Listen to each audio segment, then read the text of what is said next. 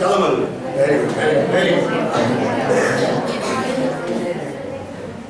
వాడు cricket ఆడేటోడు cricket ఆడినా డబ్బులు వస్తాయి, ఓడినా డబ్బులు వస్తాయి. క్రికెట్ ఆడినా డబ్బులు వస్తాయి, ఓడినా డబ్బులు వస్తాయి. లేకపోతే ఈ సినిమాలు మన టీవీ సీరియల్ అప్పుడు మధ్యలో అడ్వర్టైజ్మెంట్స్, ఆ అడ్వర్టైజ్మెంట్లో పాడినా డబ్బులు వస్తాయి. నీకేమొస్తుంది? టీవీ ముందు మ్యాచ్ 2020 మ్యాచ్ లేకపోతే వన్ డే మ్యాచ్ నడుస్తుంటుంది.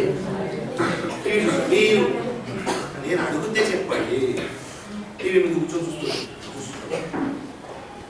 చూస్తుందా?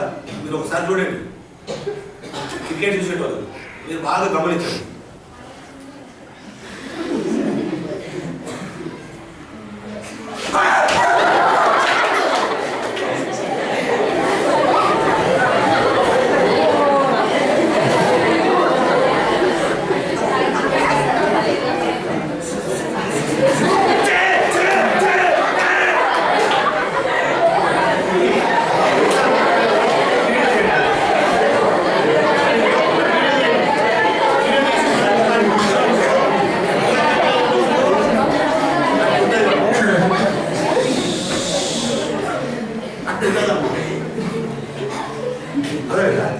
తెల్లగడ్డలు ఉన్నదని మనకి చెప్పలేదు. వాళ్ళు మానసికంగా వికలాంగులు, వాళ్ళకు మనం వీలైతే సాయం చేయాలి, వాళ్ళని చూసి జాలిపడాలి. మరి వీళ్ళని చూసి చేయాలి మనం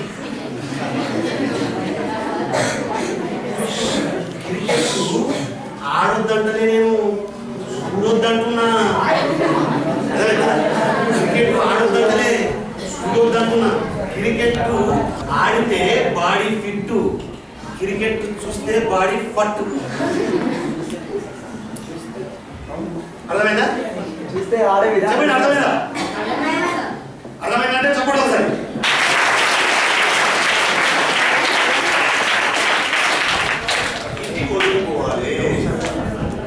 చెయ్యి లేపి అడగండి, చెయ్యి లేపి అడగండి. Silence silence. ఇక్కడ చూడండి, listen to me, carefully listen to me. నేను కేవలం నేను చెప్పేది వింటున్నాను. చెప్పు. ఇక్కడ చూడమంటారు సార్, చూడండి కదా, అక్కడ చూస్తేనే కదా సార్ మన ఆడే విధానం తెలిసే కదా సార్. అన్ని తెలుసుకున్నావు కదా, తెలియదు కదా సార్. నీకు ఏం తెలియకుండా కాదు. ఇప్పుడు నువ్వు ఆ క్రికెట్ ఎట్లా ఆడమో తెలుసు కాబట్టి చూస్తున్నావు. నాకు తెలియదు కాబట్టి చూస్తారా సార్. తెలియనప్పుడు చూసేది లేదు, తెలియనప్పుడు చూడడం లేదు. దాని గురించి మనం ట్రైన్ చేసుకోవచ్చు. 4-5 గంటలు మ్యాచ్ జరుగుతుంది, 4-5 గంటలు టైం ఎంత వేస్ట్ అవుతుంది. ఇండియా ఇంగ్లాండ్ మాట్లాడుతుంది. వాడు చెప్తాడు ఇండియా ఇంగ్లాండ్ ఆడుతుంది. ఇదే 4 గంటలు అసలు రిజల్ట్ ఏదో ఉంది. ఇప్పుడు చూస్తుంటాడు ఇండియా కూడా ఆడుతున్నాడు, అట్లా మీరు కొట్టిండు.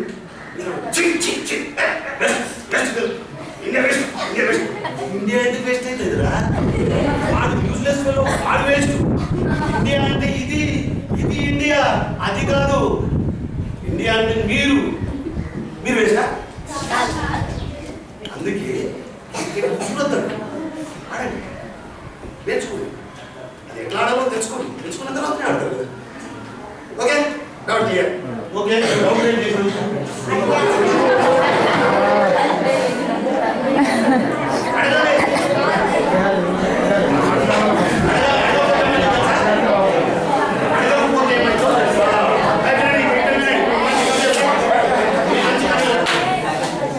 డౌట్ వచ్చినప్పుడు అడగకపోతే ఏమైందో తెలుసా?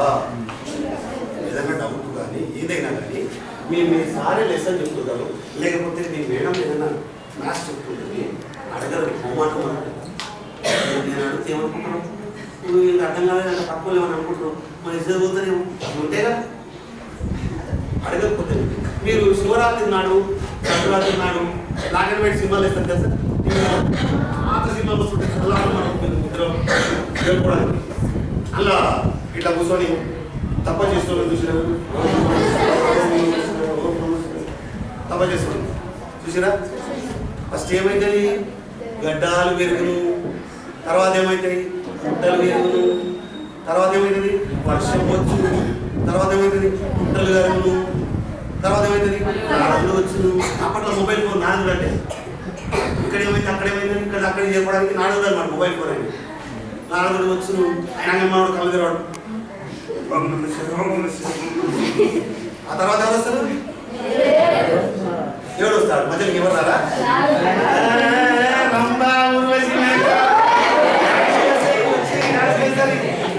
చూడలేదా? మనవాడు డాన్స్ చేస్తాడు. ఆయన మనవాడు తెరవడతాడు. అప్పుడు లాస్ట్ ఎవరు వస్తారు? శివుడు వస్తాడు. శివుడు వచ్చిన తర్వాత ఏమంటాడు? భక్త ఏమిని భక్త ఏం కావాలో దేవుడికి వీనికి ఏం కావాలో తెలియదు. దేవుడు నేను కోరికేదో తెలియదు. ఆయన ఇది చెప్పిందంట. దేవునికే నువ్వు ఏదో చెప్పిందంట తెలియనప్పుడు నీ మనసులో ఉన్న డౌట్ మీ టీచర్లకి ఎట్లా తెలుస్తుంది? నాకెట్లా తెలుస్తుంది?